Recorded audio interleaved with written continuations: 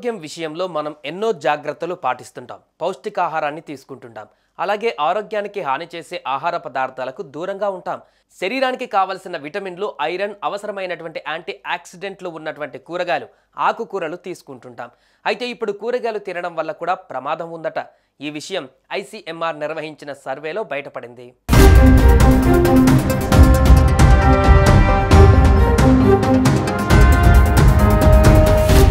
ఆకుకూరలు, కూరగాయలలోనూ ప్రమాదకరమైన బ్యాక్టీరియాలు, యాంటీబయాటిక్స్ అనవాళ్లు ఉన్నట్లుగా Indian Council for Medical Research ICMR స్టడీలో తేలింది. మన కడుపులో ఉండే ప్రమాదకరమైన ఈకోలై రకం బ్యాక్టీరియాలతో పాటు పలు యాంటీబయాటిక్స్ అవశేషాలు ఉన్నట్లు వెల్లడైంది. మధ్యప్రదేశ్లోని ఐసీఎంఆర్ అనుబంధ సంస్థ National Institute for Research in Environment Health, రాజస్థాన్లోని Central University School of Life Sciences, హర్యానాలోని అగ్రికల్చర్ యూనివర్సిటీలు సంయుక్తంగా చేసిన స్టడీలో ఈ విషయాలన్నీ వెల్లడయ్యాయి.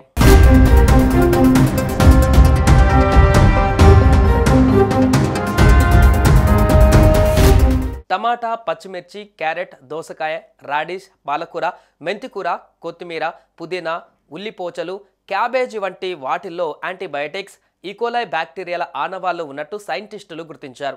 దేశంలోని వివిధ ప్రాంతాల నుంచి 1780 శాంపిళ్లను సేకరించి వాటిలో ఉన్న బ్యాక్టీరియాల ప్రమాద స్థాయి, డ్రగ్ రెసిస్టెన్స్, యాంటీబయాటిక్స్ అవశేషాలపై స్టడీ చేశారు.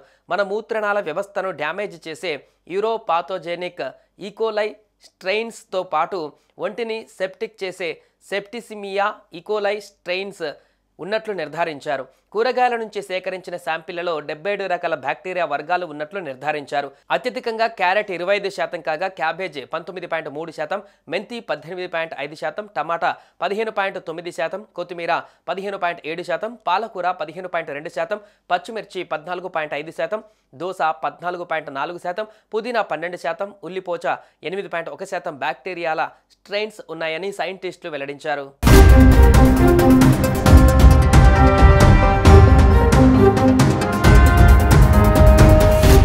ఈ బ్యాక్టీరియా స్ట్రెయిన్లు ఉన్న కూరగాయలను తింటే మూత్రనాళ ఇన్ఫెక్షన్లు, బ్లడ్ ఇన్ఫెక్షన్లు వస్తాయని సైంటిస్టులు హెచ్చరిస్తున్నారు.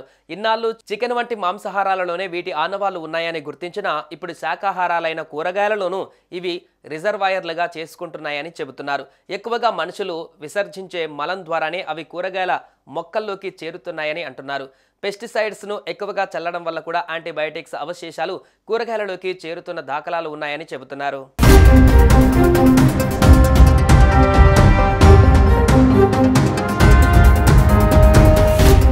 సుమన్ టీవీలో మీ పర్సనల్ అండ్ బిజినెస్ ప్రమోషన్స్ కోసం కింది నెంబర్కి కాంటాక్ట్ చేయండి.